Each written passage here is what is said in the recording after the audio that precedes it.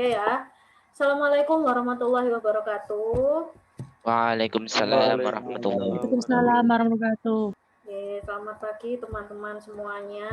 Jadi hari ini kita belajar statistika, masih belum hitung-hitungan ya. Jadi tenang saja, kita masih belajar teori dulu. Namun nanti di akhir perkuliahan ini kalian akan saya bagi tim untuk menentukan sesuatu yang nanti ada kaitannya dengan statistika. Nah, seperti itu. Jadi sebenarnya materi hari ini itu tentang jenis data dan statistika deskriptif ya kalau nggak salah ya. Oh, distribusi frekuensi, sorry. Cuman karena distribusi frekuensi itu lumayan berat hitung-hitungannya, nanti kalian malah pusing, maka saya bagi dua aja materinya. Maka sekarang kita fokus ke jenis data penelitian. Nah, jadi kalau misalnya yang kemarin-kemarin sudah memberikan ke saya PKM, terutama PKM riset, itu kan agak bingung ketika menentukan metode penelitiannya seperti apa. Terus cara pengambilan data seperti apa. Kan agak bingung karena apa? Belum ada basicnya ya, semester 2 itu kan belum ada basicnya. Nah, maka di sini saya akan fokus kepada jenis-jenis data penelitian, sehingga diharapkan setelah teman-teman menyelesaikan perkuliahan pada hari ini, kalian bisa dalam satu kelompok menentukan satu topik penelitian, kemudian menganalisis. Nah, jadi kalau saya penelitian tentang ini, maka apa yang saya perlukan, metodenya seperti apa. Nah, itu seperti itu. Jadi silakan nanti didiskusikan dengan kelompoknya masing-masing. Saya berikan waktu sampai setengah jam dan dikumpulkan di akhir perkuliahan. Oke. Jenis data penelitian. Sehingga kita ini merupakan peneliti. Fungsi dari peneliti apa? Kita harus mendapatkan suatu data yang digunakan untuk mengisi variabel penelitian. Nah, mungkin teman-teman sudah pernah mendengar variabel penelitian. Apa ya Bu ya variabel penelitian? Jenis data, variabel penelitian. Nah, jadi variabel penelitian ini adalah berbagai macam variabel. Variabel itu instrumen-instrumen. Jadi berbagai macam metode-metode yang bisa kita gunakan untuk menganalisis data. Nah, itu seperti itu. Sehingga apa? Data yang nanti kita dapatkan ini sangat bergantung pada jenis data dan variabel penelitian. Gitu. Jadi seperti kita ingin mendapatkan data responden ini ya, yang KUFI. Jadi responden KUFI, responden udang, data tentang bagaimana pengelolaan udang di Indonesia. Nah, variabel penelitiannya apa? Kita terbatas pada responden yang ada di grup KUFI. Nah, itu kan seperti itu. Kemudian variabel yang lagi kita terbatas pada peneliti yang kita terbatas pada petambak yang masih membudidayakan sampai tahun 2020. Nah, akhirnya apa? Data yang kita dapatkan spesifik. Coba kalau misalnya kita mau mendapatkan data tentang pembudidayaan udang di Indonesia, tapi kita nggak menentukan variabel penelitian, ya wes, kita mau nanya ke siapapun bebas ya. Jadi mau itu petambak udang, kayak mau itu petambak ikan, kayak mau dia selesai budidaya tahun 98 misalnya, terus kolaps, terus sekarang udah nggak budidaya lagi, atau baru aja ini mulai budidaya, kita bisa tanya, tapi kan datanya apa? Nggak valid. Gitu. Sehingga data ini sangat tergantung pada jenis data dan variabel penelitian. Makanya kalau misalnya kita mau memasukkan proposal riset ya, saya kembali lagi ke proposal riset. Itu kekuatannya dari proposal riset itu adalah di bab 3. Jadi kita itu berusaha meyakinkan kepada penguji bahwa penelitian kita itu siap. Artinya kita sudah tahu data apa saja yang kita butuhkan, kita sudah tahu bagaimana cara mengolah data tersebut, kita sudah tahu berapa biaya yang kita butuhkan, kita sudah tahu cara menganalisisnya, terus harapan kita itu apa. Nah, jadi ini adalah variabel penelitian gitu. Makanya variabel penelitian ini sangat penting dalam proposal. Kenapa kalau kalian mau skripsinya tentang riset, itu harus jelas variabel penelitiannya. Karena apa? Supaya data yang didapatkan itu valid, benar-benar bisa diolah. Percuma kalian sudah ngambil data, ribuan data, ternyata yang valid cuma 100-200. Gitu. Itu kan wasting time, buang waktu. Nah, ini seperti yang kemarin. Nanti kalian akan mengklasifikasikan seperti ini. Oke. Jadi seperti yang minggu kemarin ya, berdasarkan sumber. Berdasarkan sumbernya, data itu ada data primer dan data sekunder. Ada yang tahu bedanya data primer dan data sekunder? Data primer kita yang mencari datanya sendiri, Bu. Kalau data sekunder itu kita mengambil dari data yang telah data yang dari penelitian orang lain. Nah, betul. Jadi kalau data primer itu kita ngambil sendiri. Entah itu dalam bentuk wawancara, entah itu kita dalam bentuk observasi, entah itu misalnya kita mau penelitian sendiri, itu data primer. Karena kita meneliti sebagai peneliti utama. Data yang kita dapatkan, maka kita sebut sebagai data primer. Data sekunder, nah itu berarti kita ini, misalnya kita ngambil dari literatur, nah itu data sekunder. Kita kalau bertanya itu kan masih wawancara ya, jadi sekunder itu adalah data yang benar-benar memang kita tidak mendapatkannya itu sendiri. Misalnya, saya kembali lagi ke PKM misalnya ya, PKM GT misalnya, nah GT itu kan gagasan. Gagasannya, apa yang akan Anda gagaskan itu nanti masuknya ke data primer. Gitu. Jadi, menurut saya ketika nanti gagasan ini sudah diaplikasikan, maka saya akan melakukan observasi, melakukan ini, melakukan ini, maka itu nanti akan menjadi data primer. Tapi yang namanya gagasan, maka 80% itu adalah menggunakan data sekunder. Gitu. Karena apa? Masih gagasan, kita masih nggak punya data utama. Nah, ini jadi kalau kalian misalnya sudah paham tentang penganalisaan ini, itu enak teman-teman. Jadi, kalau misalnya ini titik tumpunya di sini, berarti nanti saya harus mendapatkan data ini. Oh, kalau data ini masuknya ke primer atau sekunder. Nah, itu seperti itu. Jadi, kalau kalian menyusun nanti proposal skripsi, itu nanti kalau kalian menuliskan ini ya, jadi lengkap seperti ini, maka bab 3 kalian insya Allah aman. Karena apa? Karena penguji kalian nanti, penguji skripsi, itu sudah paham. Jadi dari bab 3 aja kita sudah tahu, oh anak ini nanti kayak gini toh metodenya.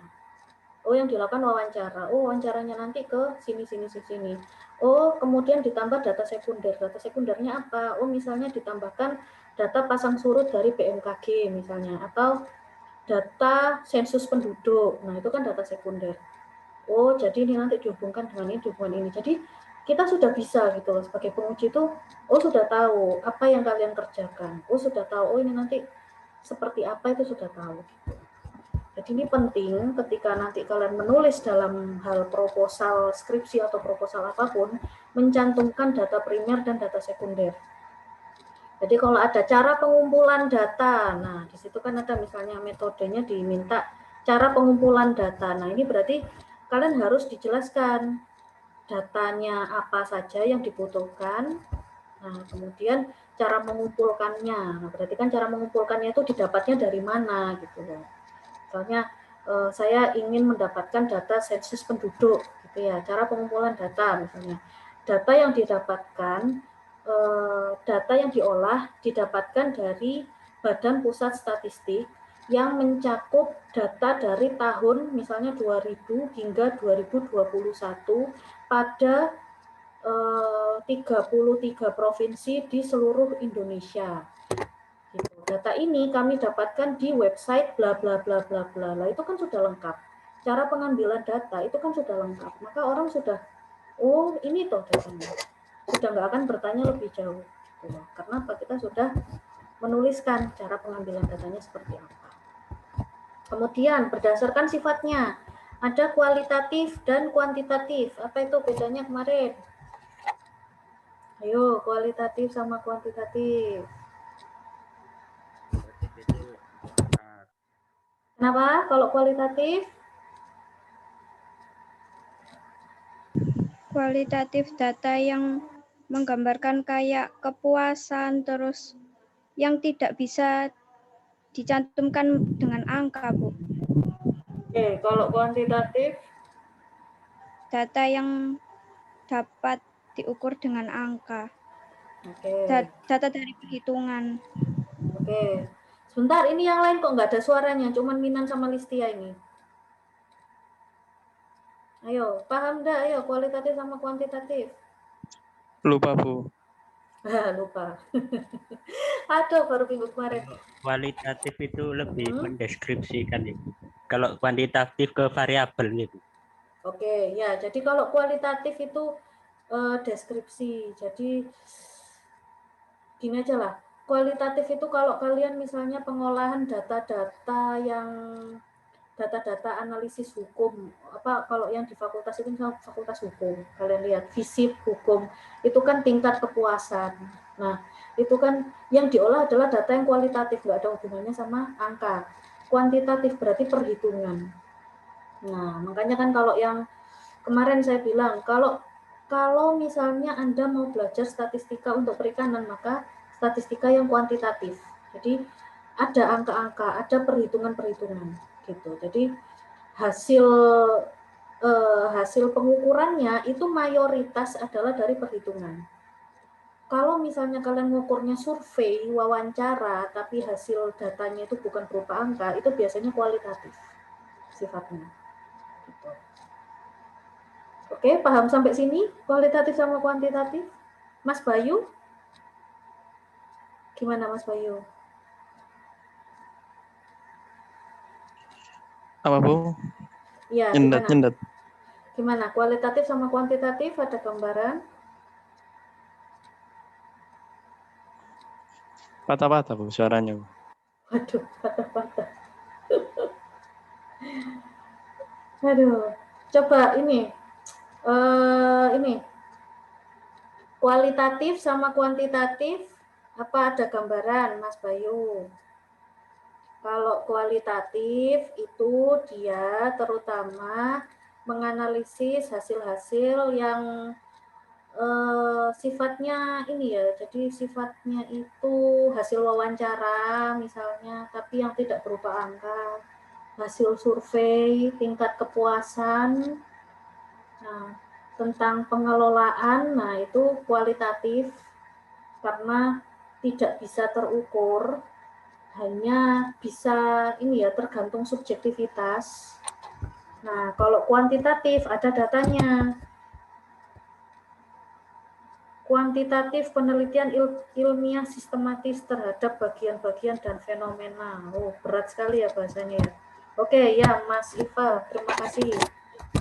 Ya, jadi betul penelitiannya kalau kuantitatif itu lebih ilmiah gitu ya. Jadi kalau misalnya nih, kalau kuantitatif kita dapat mengukur suhu 30 derajat Celcius. Kita langsung bisa mengklasifikasikan, oh pada suhu 30 derajat Celcius ini termasuk panas. Karena apa? Sudah ada standarnya. Oh, suhu 0 sampai 5 ini berapa? Suhu 5 sampai 5 sampai 20 misalnya sejuk. 20 sampai 30 agak panas, 30 sampai 40 sangat panas. Nah, misalnya kan seperti itu. Maka kita sangat mudah untuk mengklasifikasikan. Tapi kalau data kualitatif itu misalnya tadi survei kepuasan responden. Nah, kita menentukan klasifikasi kepuasan responden itu kan nanti berdasarkan data yang sudah ada. Gitu. Jadi nggak pakem, nggak baku gitu loh kita nanti mengukurnya. Makanya dikatakan kualitatif, bergantung kualitas. Gitu ya. Jadi tidak bisa terukur gitu. Makanya survei, wawancara ini masuknya ke data kualitatif. Tapi kalau kalian penelitian yang riset pure di laboratorium, kalian pengukuran di lapang yang menggunakan beberapa alat-alat, nah itu kuantitatif. Gitu. Mas Bayu, bagaimana Mas Bayu? Insya Allah, Bu. Oke. Ada gambaran. Oke, ya. Jadi ini yang penting kalian ada gambaran dulu ya, karena nanti kan saya bagi kelompok 5-5. Lah, pripun nanti kalau ada yang nggak paham lah, bingung nanti mengerjakannya. Oke, jadi kuantitatif dibagi atas data diskrit yang kemarin ya, hasil perhitungan dan data kontinu, hasil pengukuran. Ini nggak saya jelaskan lagi. Berdasarkan skala pengukuran ada data nominal, ordinal, interval, rasio. Ya, nominal. Berarti ini seperti yang kualitatif. Jadi warna misalnya ini tidak bisa diklasifikasikan ya. Jadi tergantung kita yang menulis. Misalnya kita mau nulis merah itu 0, biru itu 1 misalnya. Nah, ini terserah kita, data nominal, tidak bisa diklasifikasikan. Data ordinal. Nah, ini contohnya dia sudah ada nilainya, tapi nggak ngaruh. Misalnya IPK. IPK-nya Ayub 4,0 misalnya ya. Gitu. Terus IPK-nya saya misalnya itu cuma 3,7. Tapi nggak ada hubungannya gitu loh, nggak bisa 4 dikurangi 3,7, nggak ada nilainya. Terus data interval, nah ini dia bisa diurutkan dan ada nilainya. Kemudian data rasio, ini dia titik nolnya, bukan, titik nolnya ini bisa dihitung. Misalnya kalau harganya 0 rupiah, berarti kan gratis. Nah, itu seperti itu. Ini yang minggu kemarin ya, jadi kalau masih kurang paham boleh dilihat nanti catatan yang minggu kemarin. Nah, ini berdasarkan cara pengumpulan sensus dan sampling. Apa bedanya sensus dan sampling? Ayo, silakan.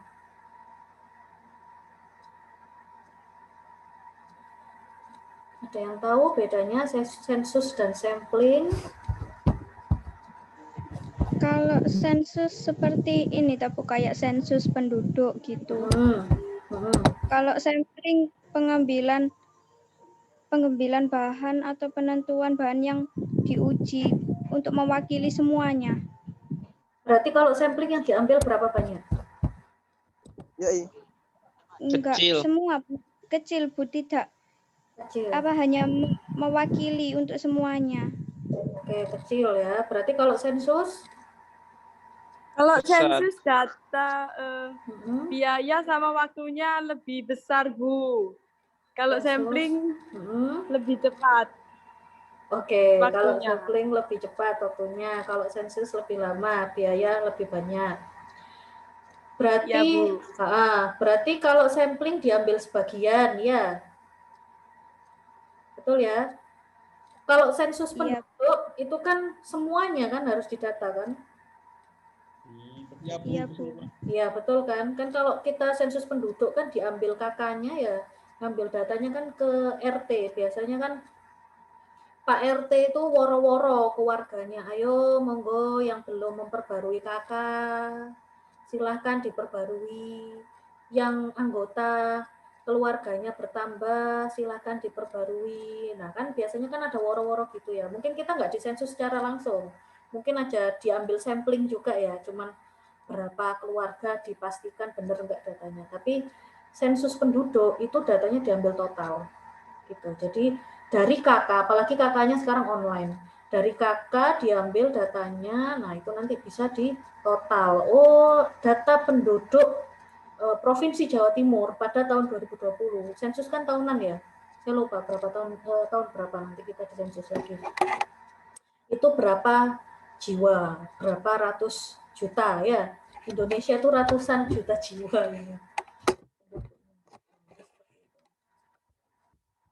Paham ya sensus dan sampling bedanya ya? Berarti mirip itu. Mirip apa Mas? Populasi sama sampel. Betul, mirip itu populasi sama sampel. Betul. Mirip dengan populasi dan sampel, betul. Jadi ini sama. Jadi sensus, populasi sama. Sampling, sampel sama. Oke ya. Berdasarkan waktu pengumpulan ada data berkala dan data cross section.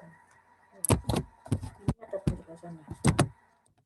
Nah, jadi kalau data berkala itu adalah time series. Jadi data ini tuh dikumpulkan dari waktu ke waktu. Nah, sama seperti sensus penduduk tadi ya. Sensus penduduk itu jenisnya adalah data berkala. Jadi dia dikumpulkan, oh pada tahun 2010 jumlah penduduk Indonesia sekian. Nanti pada tahun 2020 jumlahnya sekian. Nah, per tahun itu nanti diamati, maka diambil kesimpulan dari statistiknya. Gitu, untuk melihat bagaimana perkembangan objek penelitiannya. Atau misalnya kalau ini tuh data perairan laut itu juga seperti itu. Misalnya kita melihat pada musim ini ya, musim panen itu musim timur ya, ada musim kalau di penangkapan itu namanya musim timur, musim barat. Nah, data per musim, ada musim timur, musim barat, itu dikumpulkan secara berkala dari waktu ke waktu. Nah, nanti pada musim keberapa ini yang dia ternyata penangkapan ikannya paling tinggi. Atau curah hujan, ya musim hujan. Curah hujan pada bulan ini sekian, bulan depannya sekian. Oh, ternyata dia nanti ketemu puncaknya misalnya di bulan Februari 2021.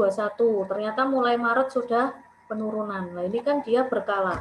Dikumpulkan secara waktu ke waktu sehingga kita bisa tahu, oh time series-nya ternyata itu terjadi hujan yang sangat parah misalnya itu di tahun 2020 misalnya. Oh, makanya kok Jakarta sampai banjir. Nah, misalnya kan seperti itu. Karena ternyata curah hujan pada tahun 2019 itu dia lebih rendah daripada 2020. Nah, jadi kalau kita menggunakan pendekatan statistika, kita tidak bisa kita langsung bisa menyimpulkan sesuatu itu karena fenomena alam gitu loh. Kan bisa aja kalau misalnya dari politik, nah ini balik lagi ya, teori kualitatif dan kuantitatif ya, balik lagi. Kalau misalnya politik nih, kita main ke politik sedikit aja. Misalnya, oh dia ini nih banjir nih, Jakarta banjir. Oh ini nih gara-gara ganti gubernur misalnya. Oh gara-gara banyak pembangunan ini gini lah. Tapi datanya dari mana? Ya wes ini aja kan bisa saya lihat. Nah, kan bisa saya lihat kata-kata bisa saya lihat kualitatif tergantung subjektivitas peneliti. Tapi kalau misalnya kita kuantitatif, kita langsung lihat, oh ini loh, ternyata pada tahun sekian curah hujan sekian. Pada tahun 2020 curah hujannya meninggi. Pada tahun 2020 ketika dilihat ternyata ada penurunan tanah. Di Jakarta itu ada penurunan tanah sehingga sangat mudah terjadi banjir. Nah, jadi apa? Kita bukan menyalahkan ini ya, tapi memang ini fenomena yang terjadi. Oh, pada tahun 2020 kenapa ini kok sampai hujannya tinggi? Kita lihat fenomena global. Oh, pada tahun 2020 terjadi yang namanya La Nina. Nah, kalau La Nina ini nanti saya jelaskan nanti di oceanografi. Jadi itu ada fenomena di mana pada saat itu hujannya tuh memang sangat tinggi.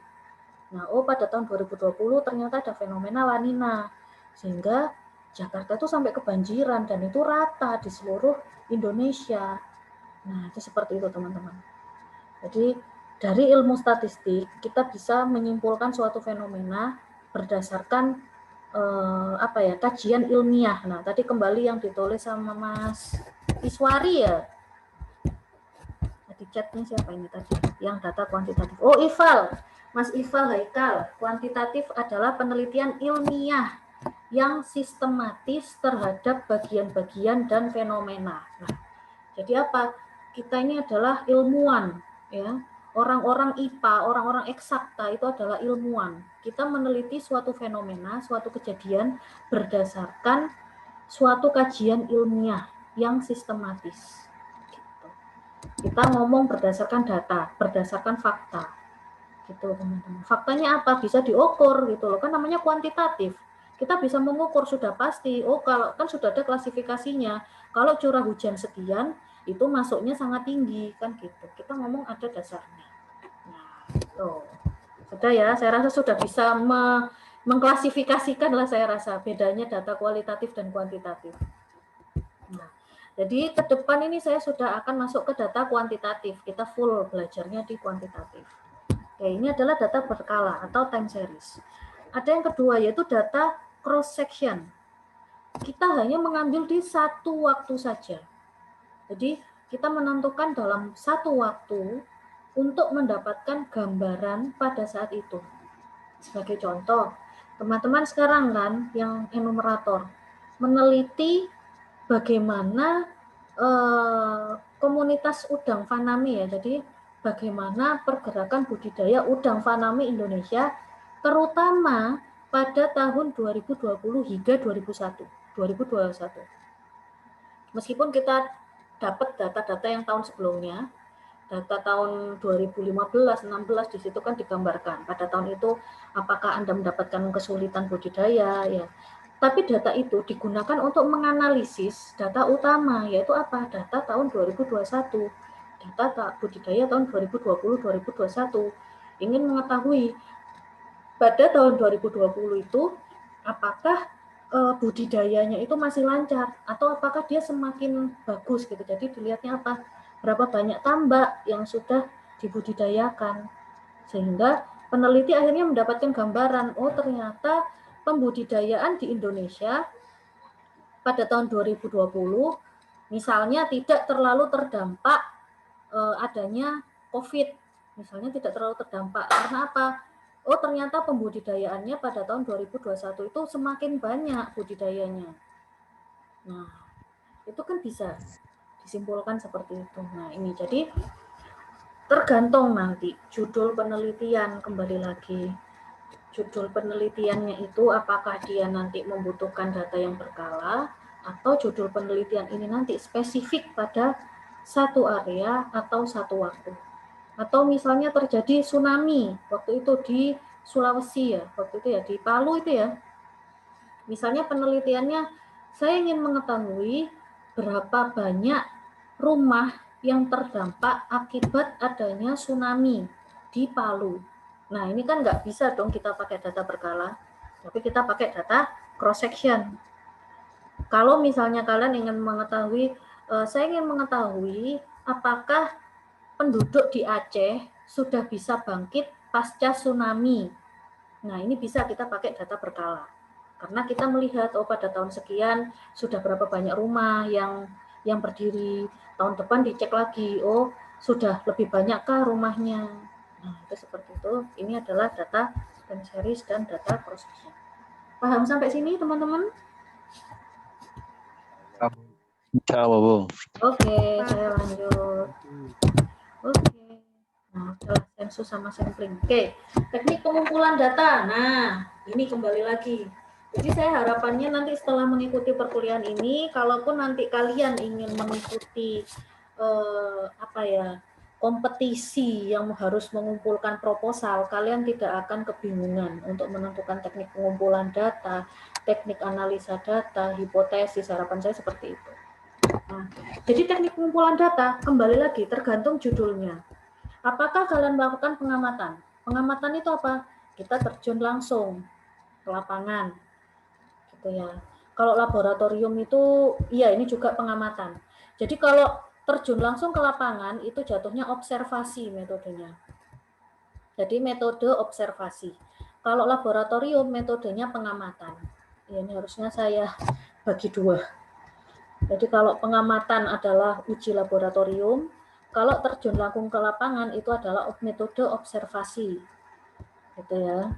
Jadi silahkan, tergantung judul. Nanti kalian masing-masing 5 orang menentukan satu topik penelitian dan kalian menentukan itu nanti metodenya seperti apa. Apakah melalui pengamatan, melalui observasi, data primernya apa, data sekundernya apa, dan sebagainya. Kemudian literatur. Nah, ini teknik pengumpulan datanya dengan literatur. Dia pengamatan tidak langsung mengumpulkan data menggunakan sebagian atau semua data yang ada dari peneliti sebelumnya. Loh, Bu, bisa tak, Bu? Penelitian pakai kajian literatur? Bisa, sangat bisa. Tapi kebanyakan bukan di eksakta, gitu loh. Jadi kalau kebanyakan riset-riset yang IPS itu misalnya, apa ya, saya ingin mengetahui bagaimana sistem pelayanan pos secara online. Nah, datanya dapatnya dari mana? Kajian literatur semua. Bisa, nggak apa-apa. Gitu. Jadi ini adalah salah satu contoh dari teknik pengumpulan data. Kalau studi literatur itu berarti data primer apa sekunder? Sekunder. Sekunder ya. Nah ini berarti kan berarti teknik pengumpulan data. Data yang akan saya dapatkan merupakan studi kajian literatur. Gitu. Jadi saya mengumpulkan data sekunder berupa studi literatur yang saya ambil dari bla bla bla bla bla bla dan akan saya olah menggunakan aplikasi apa, menggunakan metode apa, rancangan acak lengkap apa. Nah, itu sudah cukup. Nah, terus teknik pengumpulan data selanjutnya kuesioner. Ini juga masuk ya. Jadi menggunakan sejumlah daftar pertanyaan terhadap objek yang diteliti. Kemudian wawancara atau interview. Jadi langsung memberikan banyak pertanyaan. Oke, saya Kita skip. Penyajian data. Nah, jadi datanya kalian sudah dapat nih semuanya. Itu kan disebutnya data mentah. Sehingga data mentah ini harus diolah. Jadi seperti yang saya sampaikan minggu kemarin, kalian dapat responden gitu ya, banyak sekali nanti dikumpulkan jadi berapa data, misalnya berapa ribu data. Kalau datanya nggak diolah berdasarkan suatu kriteria tertentu, berdasarkan variabel tertentu, maka susah. Kita nganalisanya susah, orang lain juga bingung gitu loh, orang lain juga bingung bacanya gimana, akhirnya sulit dimengerti. Sehingga data yang nanti disajikan itu adalah data mentah yang sudah diolah. Gitu ya. Jadi fungsinya adalah agar mudah dimengerti orang lain, maka data ini akan disajikan dalam bentuk tertentu. Ada yang tahu bentuknya seperti apa untuk penyajian data? Kalau kita mau menyajikan satu data dalam bentuk apa? Suaranya Minan kecil sekali ya. Tabel ya, bisa tabel, bisa grafik, bisa diagram bulat itu ya, diagram Venn itu kan juga bisa. Jadi data yang segitu banyak, ribuan, ratusan ribu, bahkan sensus penduduk itu yang datanya jutaan ya, ratusan juta, itu kalau mau diklasifikasikan berdasarkan provinsi misalnya, itu kan bisa jadi berapa lembar toh, atau disimpulkan dalam bentuk satu. Jadi kalau misalnya ditanya nih sensus nih, jadi sebenarnya nih Pak, dari berapa ratus juta penduduk Indonesia, itu berapa orang warga Jawa Timur, warga ini, bisa disajikan dalam bentuk satu halaman tok, itu kan bisa. Halamannya satu halaman dalam bentuk grafik ya, 32 ya provinsi itu ya, 32 provinsi di Indonesia. Sudah selesai. Data yang ratusan juta itu dari semua ini ya, populasi itu bisa disajikan dalam bentuk satu lembar saja. Gitu. Nah, ini kan itu fungsinya statistika. Nah, jadi bisa disajikan dalam bentuk tabel. Misalnya ada jenis-jenis tabel, teman-teman, ini nanti bisa dicari sendiri ya. Gambarnya seperti apa? Secara umum jenis tabel itu ada 4, ada tabel frekuensi, klasifikasi, kontingen, dan korelasi. Tabel frekuensi ini isinya memuat banyaknya frekuensi dari satu kejadian. Gitu. Klasifikasi itu mengelompokkan data. Misalnya ada satu bentuk tabel, terus misalnya dia dikelompokkan berdasarkan umurnya, gitu ya, berdasarkan pekerjaannya. Nah, itu bisa disebut tabel klasifikasi. Tapi secara umum tabel ya tabel aja gitu loh. Cuman kalau nanti mungkin saya CPK, kalian lihat tabel, nah ini tabelnya masuk apa nih? Apakah masuk klasifikasi, apa masuk kontingen, apa masuk korelasi? Nah, kontingen ini data, tapi ada rinciannya. Jadi ada satu data terus dirinci, gitu. Jadi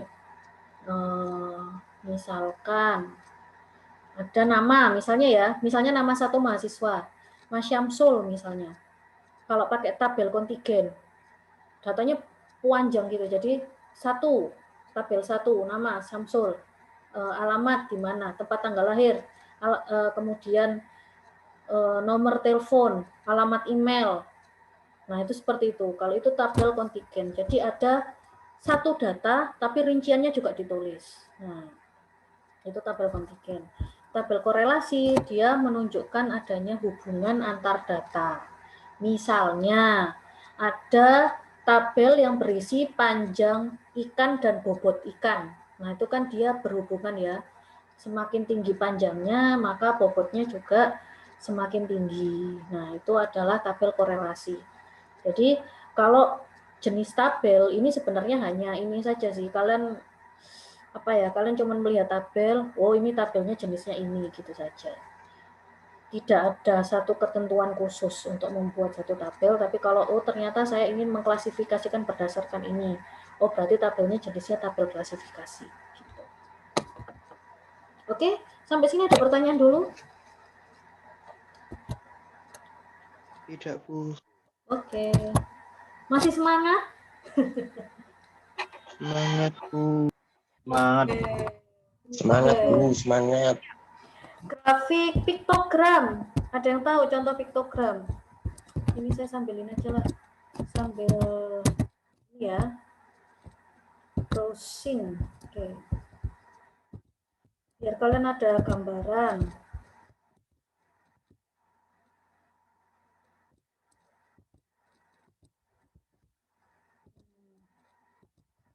Grafik batang, sudah tahu grafik batang?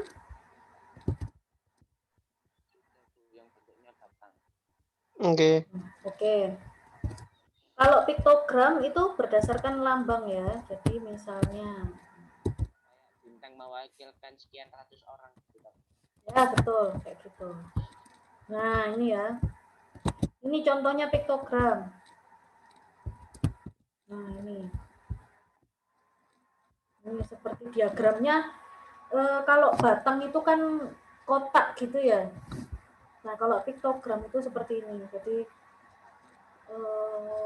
ini nggak bisa kalau masuk makalah ya. Tapi kalau untuk presentasi bisa. Jadi menggambarkan, oh kalau plastik ini seperti ini, ada berapa banyak. Kalau kaca berapa ini. Jadi datanya digambarkan dalam bentuk satu gambar atau satu simbol. Terus diagram batang. Ini banyak ini. Nah ini ya diagram batang namanya. Terus diagram apa lagi? Garis. Nah ini ya diagram garis. Fungsinya, nah kalau misalnya kalian persentase berarti ya pakainya jangan seperti ini. Kalau persentase ya yang bulat. Oke.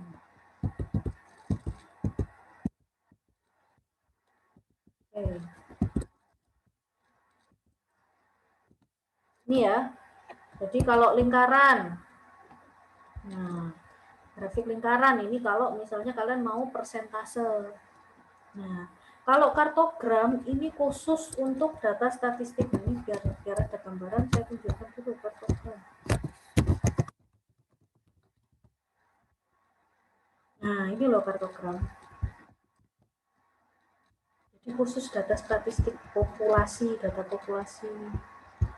Nah, ini. Jadi menunjukkan biasanya di sini tuh oh dalam satu area misalnya ditulis berapa ratus jiwa misalnya. Di sini 297, 319. Nah, jadi kalau kalian menggambarkan populasi dalam bentuk ini ya tabel, itu kan orang males ya bacanya. Tapi kalau kita mau menggambarkan populasi dalam bentuk kartogram, itu kan orang semangat. Karena apa? Oh jelas. Dan kita bisa langsung menyimpulkan. Misalnya di sini jumlah penduduknya 200 jiwa misalnya ya, 200 jiwa saja. Tapi ternyata yang kecil ini jumlahnya 400 jiwa. Ada apa? Nah, ini kan kita bisa melihat, oh di sini nih kayaknya memang pusat ininya ya, pusat pemerintahnya di sini nih, makanya jumlahnya banyak. Sementara kalau di sini nih isinya hutan semua. Nah, itu kan seperti itu kita bisa nyimpulkan. Tapi kalau misalnya dalam bentuk tabel, ya kita mikir sendiri. Oh, misalnya kok cuma 200 jiwa ya. Kita kan nggak bisa membayangkan gitu loh, luasannya sekian, agak susah. Tapi kalau dengan kartogram langsung, kita sudah bisa menyimpulkan. Oke. Bedakah diagram lingkaran dan diagram Venn? Nah, yuk kita lihat ya, diagram Venn.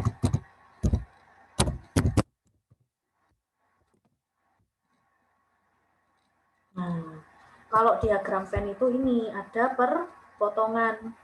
Jadi kalau sampean buat diagram lingkaran, itu biasanya persentase sih. Misalnya, saya ingin mengetahui berapa persentase mahasiswa akuakultur angkatan 2020. Nah, itu kan nanti tahu, misalnya persentase pria dan wanita ya, persentase ikhwan dan akhwat. Nah, jadi nanti saya tahu berapa persen, misalnya 30%, 70%, berbanding 70%. Itu kalau diagram lingkaran ya. Tapi kalau Venn, namanya Venn berarti ada perpotongan. mana yang masuk sini, mana yang masuk situ. Diagram Venn bisa masuk ke diagram lingkaran, Mas. Gitu. Jadi contoh dari diagram lingkaran adalah diagram Venn. Cuman kalau misalnya kita tadi menggunakan penilaiannya seperti itu ya, jadi menilai berapa banyak jumlah mahasiswa ikhwan dan akhwat, nggak bisa kita pakai diagram Venn karena nggak ada tengah-tengahnya. Tapi kalau misalnya berapa jumlah mahasiswa semester 2 ini yang tinggi misalnya ya, misalnya yang satu ini tingginya 160-an, yang ini 150-an. Lah, ini berarti tengah-tengah ini bisa masuk keduanya, yang antara itu atau yang bukan tingginya 150 atau 170. Itu bisa masuk ke diagram Venn. Gitu ya, Mas. Mas Ugi. Masih banyak ya ternyata. Oke. Ini sudah tidak akan saya jelaskan lagi level pengukuran. Nah, pemilihan analisa data. Ada data non-statistik, yaitu data kualitatif. Jadi datanya tidak bisa diangkakan. Sehingga menggunakan data kualitatif, analisisnya menjadi analisis non-statistik ya. Gitu. Jadi misalnya yang tadi saya katakan penelitian kualitatif, survei ini responden, survei kepuasan responden, survei mengetahui dampak COVID-19 terhadap satu masyarakat misalnya, itu masuknya ke kualitatif, itu sehingga menggunakan analisis non-statistik. Nah, ini ada namanya statistika deskriptif. Ini namanya deskriptif berarti menyajikan secara deskripsi gitu. Jadi metodenya dijelaskan ini ya. Jadi setelah ada tabel, ada diagram, ada grafik, itu dijelaskan statistika deskriptif itu. Jadi dijelaskan berdasarkan data grafik di atas, maka dapat disimpulkan bahwa berapa persen. Tuh, Indra baru hadir.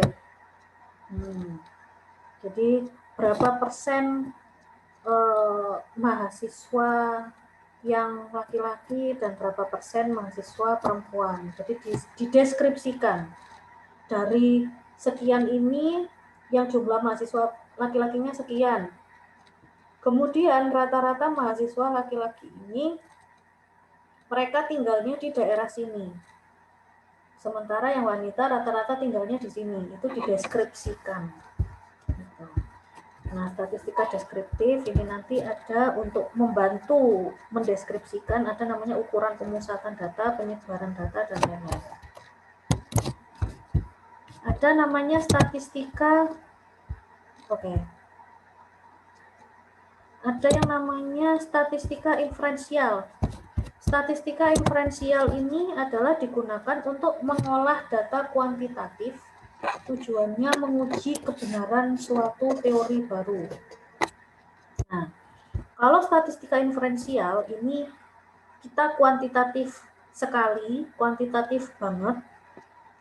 Data yang biasanya kita pakai nantinya untuk beberapa pengujian, beberapa praktikum, termasuk nih misalnya kalian yang kemarin biokim, kalian ingin mengetahui apakah cangkang terang bisa dijadikan bubuk kitosan. Nah, itu tuh masuknya ke statistika inferensial. Karena kita ingin menguji kebenaran teori. Bisa enggak?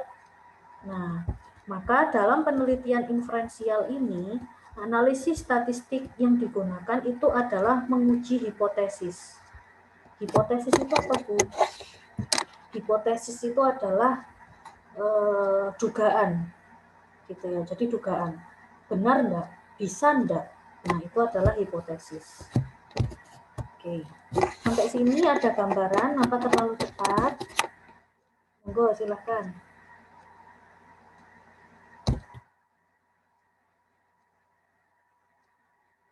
Halo?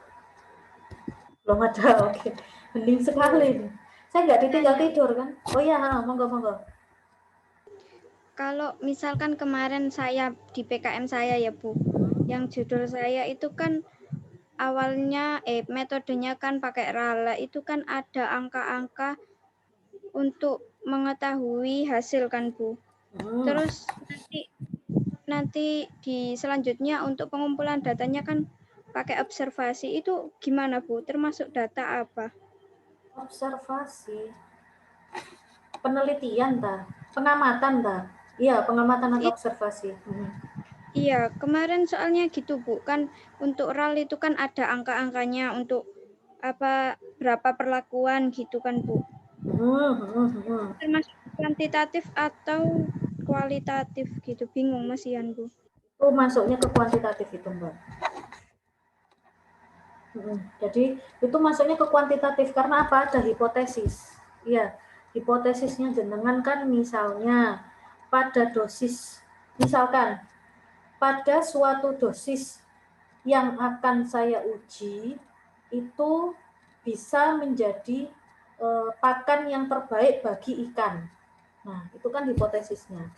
Tujuan kita adalah kita ingin mengetahui, teorinya kan kita ingin mengetahui pada dosis keberapa ini nanti dia bisa menjadi pakan ikan yang sesuai. Nah, itu. Makanya masuknya ke kuantitatif. Itu. Baca cek. Untuk penjelasan statistika inferensial masih belum paham. Oke. Gini, apa ya? Misalnya nih, teman-teman yang gampang aja yang biokim kemarin ya. Nah, jadi kita kenapa sih harus susah payah mengolah cangkang kerang untuk dijadikan bubuk kitosan? Karena kita ingin menguji suatu teori baru. Jadi, kita ingin menguji satu teori yang mengatakan bahwa limbah cangkang kerang itu bisa diolah menjadi kitosan menggunakan metode tertentu, menggunakan konsentrasi tertentu. Nah, kemarin kita main di konsentrasi. Yang berapa molar, berapa ini itu ya, sampai kalian ngitung-ngitung sendiri itu ya. Nah, kita ingin menguji kebenaran. Gitu. Data yang diperoleh kuantitatif. Gitu loh. Kuantitatifnya apa? Yaitu tadi, oh ternyata kalian kemarin kan cuma satu konsentrasi ya soalnya ya. Kalau misalnya yang penelitian yang inferensial itu misalnya berapa konsentrasi, misalnya ya kelompok 1 itu menggunakan konsentrasi HCl-nya, kemarin kan pakai HCl ya, HCl sama apa itu, ya itulah, kemarin kan pakai HCl lah, misalnya kelompok 1 itu konsentrasi HCl-nya 1 molar misalnya, kelompok 2 konsentrasinya itu 2 molar, kelompok 3 konsentrasinya itu 3 molar. Nah, berarti kan kita ingin menguji. Nah, kita ingin menguji dari 3 konsentrasi itu mana yang paling bagus. Jadi bubuk kitosannya itu mana yang paling bagus, mana yang hasilnya paling bersih misalnya. Nah, ini berarti kan kita ingin menguji mana yang paling baik. Berarti kita pakai hipotesis. Kan? Kita kan mengeluarkan yang namanya hipotesis, kita nanti melakukan yang namanya pendugaan. Nah, itu masuk ke statistika inferensial. Tapi kalau tingkat kepuasan, nah, kita ingin mengetahui dari beberapa sampel, yaitu sampel makanan masih ini ya.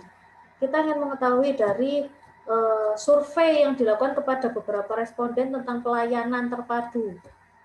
Nah, ini mana yang paling baik pelayanannya. Nah, itu baru kita mendeskripsikan. Oh, berdasarkan data ini, kita menggunakan acuan seperti ini, maka rata-rata orang-orang itu menyukai pelayanan pada jam sekian sampai sekian. Nah, itu seperti itu. Tapi kan tidak ada satu teori yang kita keluarkan, jadi tidak ada kebenaran satu teori. Benar nggak sih kayak gini? Tapi kalau yang statistika deskriptif kita hanya ingin mengetahui gitu loh, ingin mengetahui jam mana sih yang paling baik gitu. Kalau inferensial kita mengolah satu data kuantitatif untuk menguji benar nggak. Saya ingin meneliti kebenaran sesuatu gitu ya, misalnya apa ya? Ya tadi ya misalnya pakannya Mbak yang digunakan Mbak Listia. Apakah benar bisa merubah warna ikan misalnya. Benar enggak bisa merubah warna ikan? Nah, nanti kan didapat mengambil datanya kan apa? Oh, misalnya pada hari ke-1 seperti ini, pada hari kedua seperti ini gitu. Apakah pakannya yang diberikan itu bisa apa ya, misalnya meningkatkan sistem imun atau bisa meningkatkan bobot ikan lah ya, yang gampang. Apakah pakannya bisa meningkatkan bobot ikan? Nah, berarti kan diukur. Oh, hari pertama bobotnya 5 kg misalnya, hari kedua bobotnya 10 misalnya. Nah, itu. Jadi inferensial itu adalah data kuantitatif yang diolah. Oke, gimana teman-teman, paham sampai sini?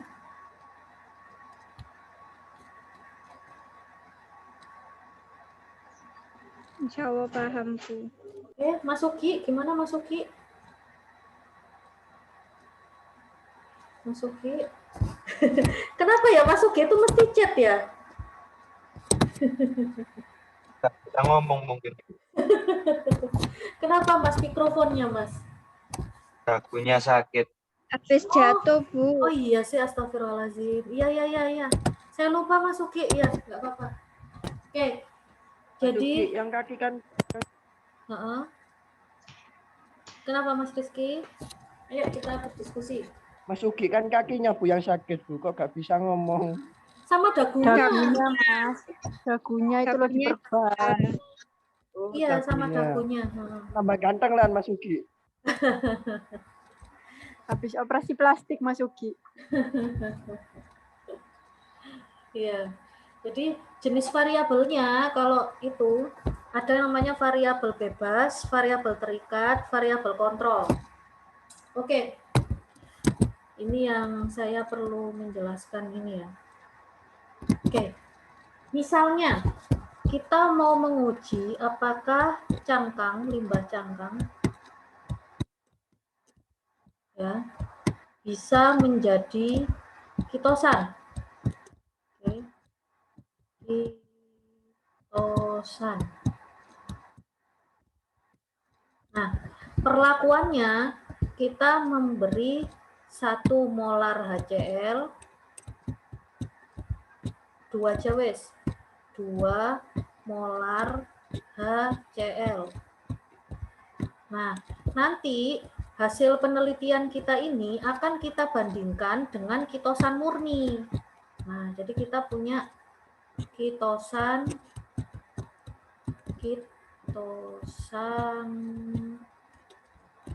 murni ya.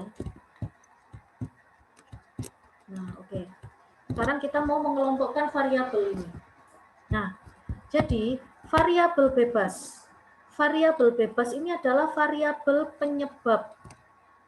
Penyebab ya. Jadi dia yang akan menyebabkan terjadinya sesuatu. Oke. Sifatnya independen. Sifatnya mempengaruhi. Gitu ya. Jadi kita ingin mengetahui dari perlakuan 1 molar HCl dan 2 molar HCl, mana yang paling bagus, mana yang mendekati kitosan murni. Ya, kita punya 2, mana yang paling bagus mendekati bentuknya kitosan murni, maka variabel bebasnya adalah ini, konsentrasi HCl. Gitu. Jadi variabel bebasnya adalah konsentrasi HCl. Jadi konsentrasi 1 molar dan konsentrasi 2 molar ini adalah variabel bebas. Bentar, sampai sini bisa dipahami apa belum? Oke, yang lain? Insya Allah Bu, sakit Bu. Sakit ya. Oke, Ival bisa paham. Jadi ini adalah variabel bebas. Karena apa? Dia yang mempengaruhi. Dia yang mempengaruhi hasil, gitu ya. Dia yang akan mempengaruhi hasilnya seperti apa. Sehingga variabel terikat atau variabel tergantung merupakan faktor yang nanti diamati. Oh, ternyata setelah diberikan perlakuan 1 molar HCl, kitosan yang dihasilkan misalnya hanya 20 mg. Oh, ternyata perlakuan 2 molar HCl menghasilkan 30 mg. Nah, ini masuknya ke variabel terikat. Berarti variabel terikatnya, kalau variabel bebas kan tadi konsentrasi HCl, maka variabel terikatnya adalah hasil kitosan. Hasil bobot ya, bobot kitosan misalnya. Hasil bobot kitosan, sudah ya, hasil bobot K gini aja ya. Sehingga variabel bebasnya adalah konsentrasi HCl, variabel terikatnya adalah hasil bobot kitosan, karena hasil bobot ini dipengaruhi oleh variabel bebasnya. Hasil bobot ini dipengaruhi oleh berapa besar konsentrasi HCl yang dimasukkan. Variabel kontrolnya, ya ini kitosan murni ini. Gitu. Jadi variabel kendali untuk membandingkan. Oh, ternyata dibandingkan dengan nilai kontrol berupa kitosan murni, oh ternyata hasilnya berapa miligram kayak gitu. Nah, sehingga ada hubungan antara variabel bebas dan variabel terikat agar bisa tetap konstan. Atau seperti kemarin kalian mengukur oksigen ya, yang penelitian biokimia itu kan juga ada yang kalian mengetahui kadar oksigen antara tanaman air, kemudian fitoplankton, sama air biasa ya, air biasa yang nggak ada apa-apanya. Nah itu kan kita bisa lihat ternyata oksigen yang ada di tanaman air itu lebih tinggi daripada air biasa. Air biasa ini apa? Variabel kontrol. Gitu. Jadi kontrol ingin tahu kalau nggak ada apa-apa itu kayak gimana sih hasilnya? Kalau ada bagaimana sih hasilnya? Nah, kalau statistika ini penting, jadi tetap harus ada variabel kontrol supaya kita bisa menyimpulkan suatu kejadian. Oke. Terakhir, ini adalah hipotesis. Nah, jadi hipotesis yang tadi saya katakan, hipotesis apakah cangkang kerang bisa dijadikan kitosan. Nah, jadi hipotesis ini ditulis secara deklaratif pakai kalimat untuk merumuskan dengan jelas sehingga bisa diuji kebenarannya. Nah, hipotesis itu dibagi menjadi dua. Ada H0, ada H1. H0 itu adalah yang dipersiapkan untuk ditolak atau dipersiapkan untuk gagal. Lah H1 adalah yang dipersiapkan untuk diterima atau yang dipersiapkan untuk sukses. Seperti yang tadi, H0 ini kan untuk gagal ya, untuk fail, untuk gagal. Maka kalau kita punya hipotesis cangkang terhadap kitosan, maka hipotesis satu kita, H1 kita adalah cangkang bisa dirubah menjadi kitosan. Itu adalah hipotesis satu. Hipotesis nolnya, cangkang tidak bisa dirubah menjadi kitosan. Nah itu. Jadi penelitian kita selanjutnya adalah untuk membuktikan hipotesis. Gitu. Jadi apakah hipotesis kita benar atau salah? Nah itu berdasar benar dan salah ini berdasarkan ini H0 H1. Jadi kalau kalian melakukan suatu penelitian sudah ada metodenya secara jelas sampai hipotesis, itu enak sekali nanti kalian kalau mengerjakan. Gitu. Karena apa sudah jelas nanti statistiknya pakai ini. Hipotesis saya dia bisa ini.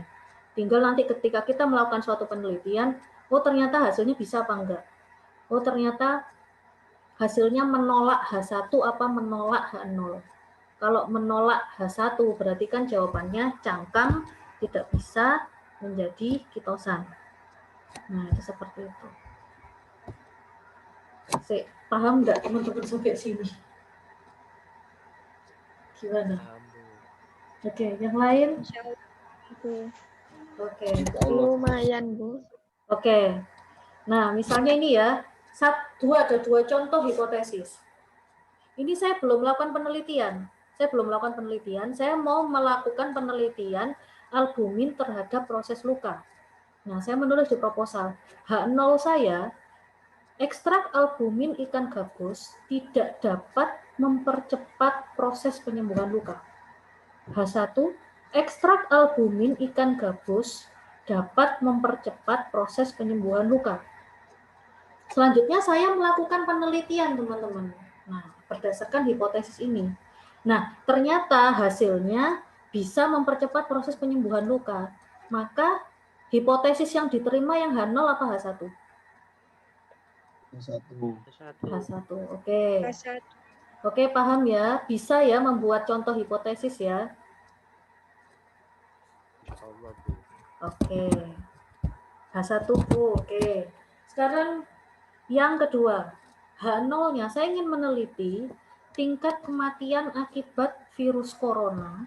Apakah lebih tinggi daripada tingkat kematian terhadap virus flu burung dan flu pada manusia ini ya? Nah, saya punya hipotesis. Hipotesis saya yang ingin diterima itu adalah dia berbeda, artinya entah itu berbedanya lebih tinggi atau lebih sedikit gitu ya. Entah kematian akibat corona itu lebih banyak atau lebih sedikit, tapi saya ingin punya hipotesis bahwa tingkat kematiannya berbeda, nggak bisa disamakan kematian akibat virus corona dengan kematian akibat flu burung atau flu gitu loh. Maka saya menulis hipotesis H0-nya tingkat kematian akibat virus corona tidak berbeda dengan tingkat kematian akibat virus flu burung dan influenza. H1-nya tingkat kematian akibat corona berbeda dengan tingkat kematian flu burung dan virus influenza. Setelah saya melakukan penelitian, teman-teman, ternyata tingkat kematian virus corona itu jauh berbeda dengan flu, ternyata lebih banyak. Maka saya menerima H0 apa menolak H0? H0-nya tertolak. Menolak H0. Oke, menolak H0 ya. Berarti kan H1-nya diterima ya. Nah, oke, kalian nggak terkecoh dengan ini. Oke, berarti sudah paham ya. Berarti kita menerima H0, menolak H1. Sorry. Kita menolak H0, menerima H1. Gitu, paham ya teman-teman ya? Paham, Bu. Paham, Oke. Bu. Oke, sekarang tugasnya. Hari ini nggak ada kuliah kan ya? Sudah kan habis? Nggak ada, Bu. Habis. Ada, Bu. Oke, di situ coba saya lihat di grup. Cukup lah ya, sampai jam 1 cukup lah ya. Sampai jam 1. Oh, ini ada 27. Samsul ikut kelompok 1, Zaidi ikut kelompok 2. Jadi kelompok 1 sama kelompok 2 itu 6 orang. Kelompok 1 Ika, Syaif, Windarti, Bayu, Dinda, sama Samsul. Kelompok 2 Latifa, Iswari, Irfal, Indra, Minang, sama Zaidi. Kelompok 3 Suma, Tiara, Fanani, Cubeb, Ahmad. Kelompok 4 Irfan, Sugi, Listia, Nanda, Arik. Kelompok 5 Hanifa, Rizky, Ayub, Masyudi, Manda. Oke, tugasnya dari masing-masing 5 kelompok ini silakan dikerjakan berkelompok. Kalian boleh telepon WA, monggo silakan. Terakhir jam 1 ya. Jadi silakan sholat dulu nggak apa-apa. Kalian kerjakan berkelompok, boleh tulis tangan, boleh diketik silahkan. Nah, jadi silakan kalian rancang satu topik. Topiknya bebas, nggak harus perikanan. Kalian mau meneliti tentang COVID, kayak mau meneliti tentang politik, kayak silakan, terserah. Nah, silakan rancang satu topik yang ingin diamati, tuliskan hal-hal berikut.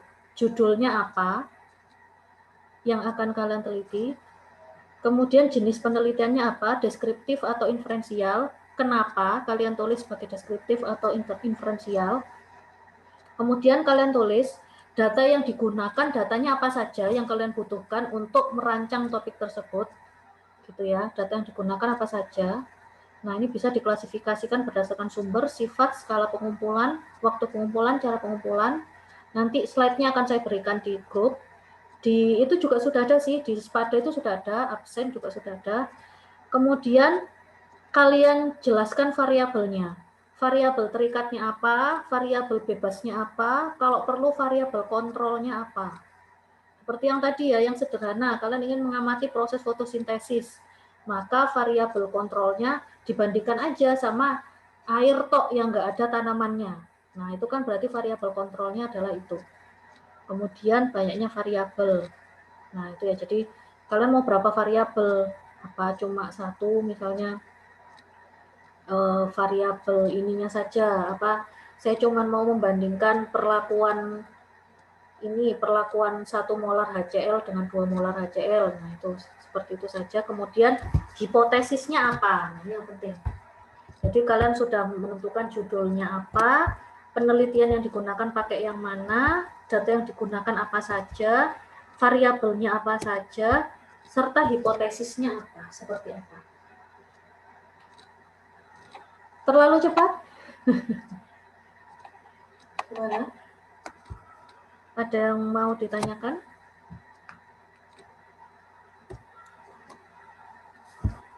Silakan kalau ada yang mau ditanyakan dari tugas ini. Kerja kelompok itu Oh, per anak buat satu-satu kita nulis sendiri-sendiri atau jadi satu aja. jadi satu. Jadi setelah ini kalian silahkan ini ya, apa namanya itu, Nyari telepon WA. kelompoknya. Enggak, nyari kelompoknya kan sudah ada tuh di grup. Iya, enggak anak-anaknya toh, Bu. Iya, heeh. Jadi Yang setelah udah ini, dibagi tadi. jadi setelah ini silahkan, ini apa perlu dibagi ketua? Nggak usah ya, langsung Nggak usah, telepon Bu. kelompokan aja Nggak ya. usah, Bu, nggak usah. Heeh. Oke. Jadi Itu langsung aja, Bu. telepon kelompokan aja, pokoknya nanti jam 1 saya sudah nerima hasilnya. Terserah mau dalam bentuk gambar, mau dalam bentuk Word juga nggak apa-apa. Saya tunggu sampai jam 1. Dikirim di mana, Bu? Dikirim di grup saja. Ya, Oke, Bu. Iya, Bu. dikirim di grup saja. Jangan lupa yang belum mengisi absensi ya.